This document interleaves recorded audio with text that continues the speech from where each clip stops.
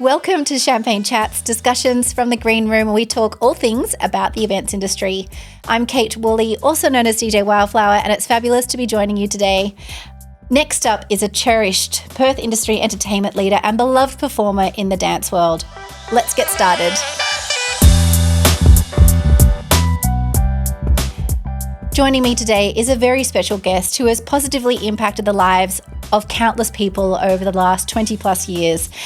Professionally, she has danced for TV commercials, fashion shows, corporate events, as well as choreographed everything from large format television events like Telethon. She is the director of the dance collective, better known as TDC, and has even been nominated for West Australian of the Year for creating a safe haven and an outlet, a place for young people where they can go and escape for the stresses of early life, which I absolutely love. Thank you so much for joining me today, Charisse Parnell. You're welcome. It's really nice to be here. This is super exciting.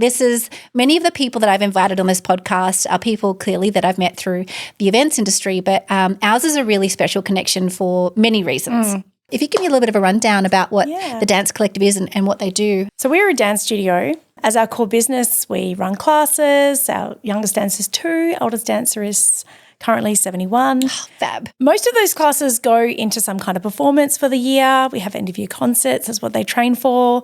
And we also just keep a few open classes for people that don't want to perform. But mainly we are really pushing towards performance and growing our dancers for that. And then from there, we have dancers who are advanced dancers, have worked their way up or, come to us and wanting more professional experiences, and we're very lucky to work with a huge amount, different event management companies and corporates that want entertainers, want dancers, want choreographers.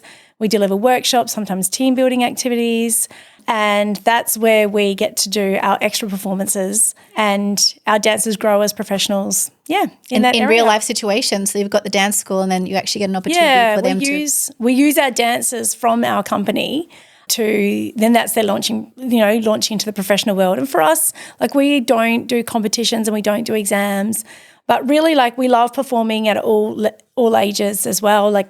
We worked with the Left Bank once. I had a kids' night. We did a flash mob there. And cute. We work with a few casting agents and production companies for television commercials as well and short films or films in Perth. And so we get to use our dancers as talent. Yes. And that's also quite motivating for them. And that's sort of how we train them in their classes. It's not like you need to be good and we need to be focused and we want you to use your face because you want to win a competition. It's more like you need to be engaging because when you perform to an audience, it's a real live audience, and you need to be interesting when someone's watching you, and don't cross your arms, because if a director comes in and they want to use you, put you in a scene, you need to have really positive body language. So a lot of what we teach is about then working in the industry. Absolutely. Yeah. Real life experience. Yeah.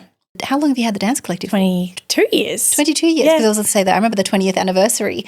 The 21st last year. Well, yes, it was I remember the 20th. Well, 2 years ago. Yeah. I remember the 20th because I remember the beautiful poster and understanding that you, as the Dance Collective and your teachers there, you do these incredible productions. That's part of what you do. And I'm not too familiar with many other dance schools, but I don't know any dance schools that do a production on the level that you do. When I say production, I mean film. You book out Crown. You do stage time. It is a show. It is. Yeah. I think even when we first started, we were smaller, but I really wanted to be professional. I have this, I've grown up with people in my life that it's you work at a professional level. That's just how it is. My company just started and we booked out the Playhouse Theatre because I was I could have chosen a school. There was a lot of schools that have theatres, but I'm you don't go to a school and do a show. You want to go into the city and you want to have a drink beforehand. You want to talk about the show afterwards. And so we've always tried, especially with our senior company, we've always, there's Playhouse, we outgrew that. Then we moved to Crown, gone to Perth Convention Centre for the last couple of years because Crown has been booked out back to back. They're, international and interstate shows. And so, and then the year that we couldn't actually hire a theatre, we made movies. That's right. Yeah. And then we culminated to a red carpet premiere and we hired out a cinema in the city, a gorgeous cinema, and we had a red carpet. You did. And I told everyone, dress up. Yeah. Like, you are the stars of the show. Get your ball gowns out, people. You know, like everyone really frocked up, and I had a photographer, and we walked the red carpet, and it was awesome. It's such a special thing that you're able to do for your students and also your clients and people like myself who are just engaging you as, I guess, support as a supplier. But is that ability to make everyone feel special. And so you from 2 to 71 and then clients of all ages. I'd just like to circle back to earlier before I even knew you. I shared a little bit about your bio, but it really covers a lot. So I would just love you to give me a little bit of a summary about where you started and I mean, as a dancer and a choreographer, like give me a bit of a rundown about your early career and how you got to now. So I was lucky enough to dance with Ruth Osborne, and that was sort of in my later teenage years. She was a choreographer for Channel 9, Channel 7. Wow. And she did corporate events. So I did a lot of corporate events. And this was in Perth? Yeah. Yep. Yep. So we did some television work. There would be things like Fat Cat's birthday, and there would be at the entertainment centre back in the day. And there was like World Swimming Championships. There was openings. I was involved with that. There'd be like fashion shows, and there was Ruth, and then Bernie Bernard also was a huge choreographer who still is amazing and does, I think she does very limited events, but she used to, up until just recently, did Boobalicious, which was, she's exquisite. Yeah. But I was one of her dancers, so I was very lucky to do that. And then I was working with a drag queen at one stage and doing shows around clubs. That's so fun. And then I went and lived in London for a couple of years, and I came back and I did my dip ed. I had a marketing degree prior to that, came back, did my dip ed, and then still kind of worked as a dancer when I got shows. There was a choreographer at the time called Rolanda Ranieri. She used to get a lot of corporate work. I was doing lots of Melbourne Cup shows at Crown and things like that, and did a few different television commercials. So I had been a dancer in events, then started working as a choreographer myself and a teacher, and started the dance collective. And then we were very lucky, I remember, I think one of our first gigs, somehow we got approached by Supre. Oh, wow. And they wanted some podium dancers in their shop. They had this big, huge warehouse in Osborne Park, and they were having some kind of big, sale day or launch or something that we did, and they paid us in clothes. So, and then I was also working, so I had started TDC and I was working at John Curtin College of the Arts, and they got asked to choreograph the W Youth Awards or perform for the W Youth Awards, and I was lucky enough to be selected as their choreographer. I was also a teacher at John Curtin at that time. So I created this piece called The Power of One, and from there I then moved to Rossmoyne High School, and I became the dance coordinator at Rossmoyne. And the event company called me and said, we'd like you to choreograph the W Youth Awards again. And there's also another, different jobs that started coming in. And that stage I then used my Rossmoyne dancers, so I was being able to sort of share the work, the event work with some of my high school students. Specifically for the W Youth Awards, they wanted youth to dance, so that was perfect. I had my hands on these dancers. And then from there it was just like relationship. But I've been lucky to then grow the work. And then from there, just sort of word of mouth, people hear about you. And then there's some companies that will just book us direct as well. Kind of like as you grow, your name grows. Yeah. And we sometimes go through event companies. Even running a dance studio like the Dance Collective, people who come and dance with us then go off to become professionals who then want dancers. There's so many jobs that we get because they used to dance with us, or they took a few classes with us and knew what we did and liked what we did. There's a guy at the moment that we're working for called Terrence. He's from Known Associates. We're about to do that. Terrence. Do you? I love Terrence. Shout out Terrence. Terrence. That makes so much sense. Yeah. Yes. So we're doing the RAC Stars Awards. That's fabulous. See, I love that it's it's the relationships and the fact that you continue to deliver and work with these people and have that trusted relationship. That's just everything. Really, it's one of those things that consistently is a theme between anyone that I sort of talk to is 100%. Relationships will surpass anything. Yeah. Because we all have you know, really, really and good develop experiences. trust. You develop trust. Yeah. Which means, you know, which allows those opportunities. Say there's a bit of not necessarily the best performance ever, but you know that person and you give the opportunity to go back and do it again. That's everything. So that's what you've built, and that's obviously why you continue to get recommended. And you've given us a bit of a rundown about where you've had this professional career, marketing degree as dip heads, you've gone into that. I'm very interested to know, early on when you were a dancer and you were training, did you ever have that feeling of like dancing is not a real career, I had to go and get a real job, or did you just want to go and do some other training? Oh, wow. Yeah, dancing was never on the cards as what I would do as a career. Yeah. Ever. Like, actually, if you said to me, what don't you want to do? Yeah. I would have definitely said as a child and a teenager, I don't want to ever be a dance studio owner. Wow. Yeah, that's definitely what I would not want to do. Maybe and you I thought loved too them. hard and then manifested it into Yeah, I think that what I saw was my studio owners or directors were so hardworking and they were single. You know, they just couldn't maintain relationships, and it's not their fault, but they just were single parents, and I think because my mom was single as well, I want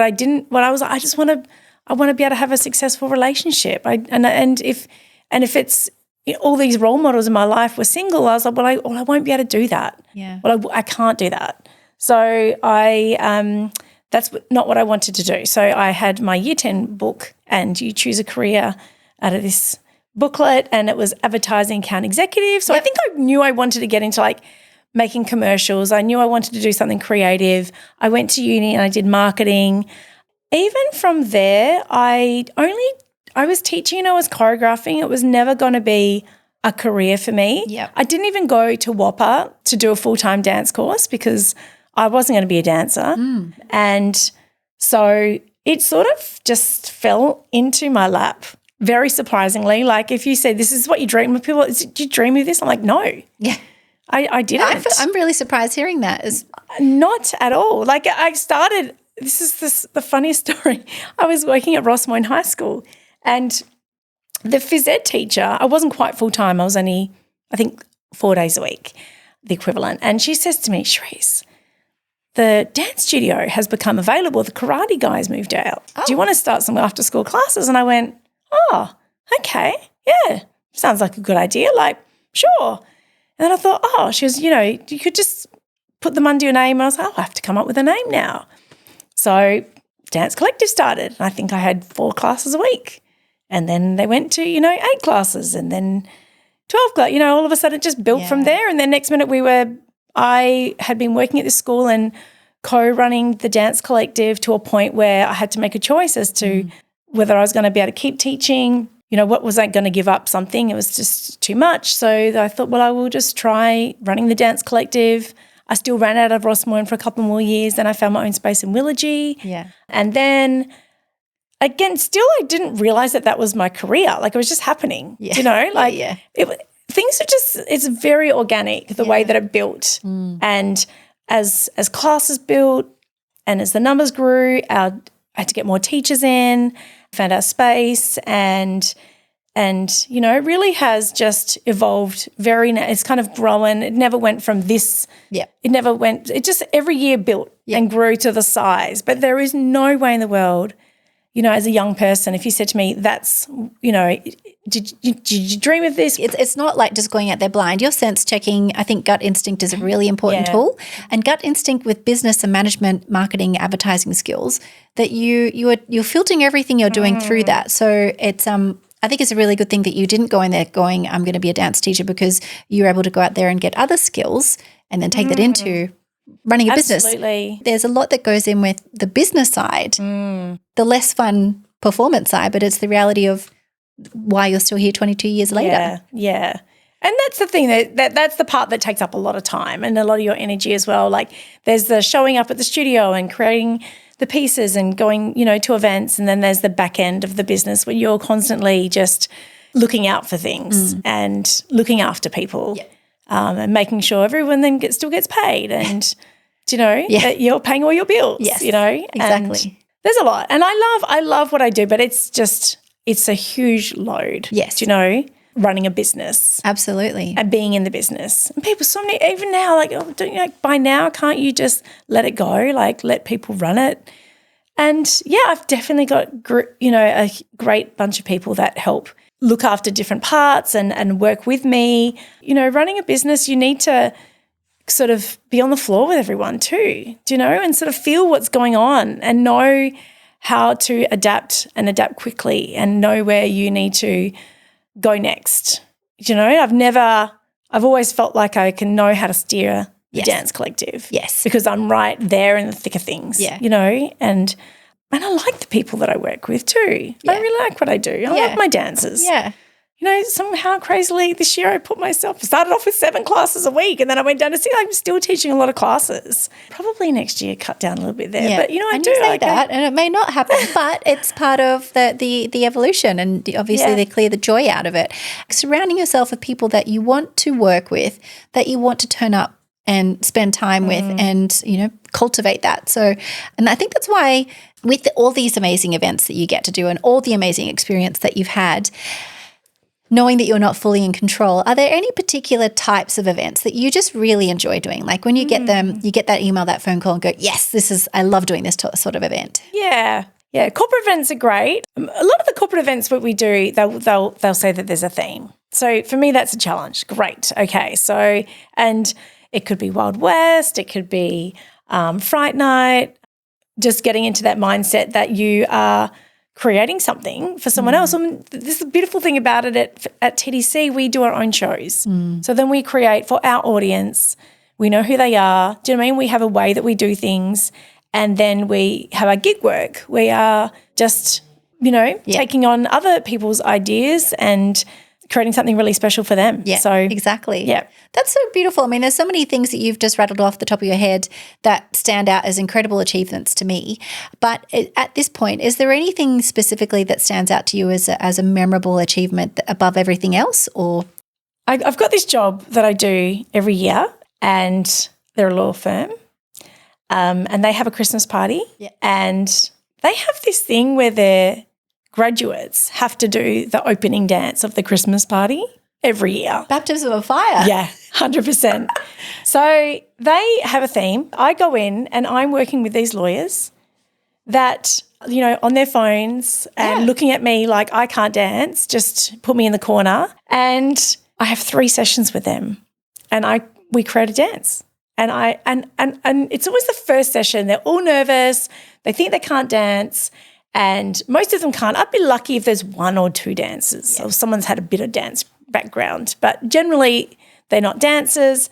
And what I get them to do is pretty awesome. And it makes me realise I'm so lucky that I dance, because I know that, when you expend energy and you move around, you're connecting movement to the music, there's just this poof of serotonin that goes off, and it makes you happy. And these lawyers, like, watching them, and they'll do something and they're clapping, they're so excited. They're like, wow, I think the first session happens and they're like, we're dancing.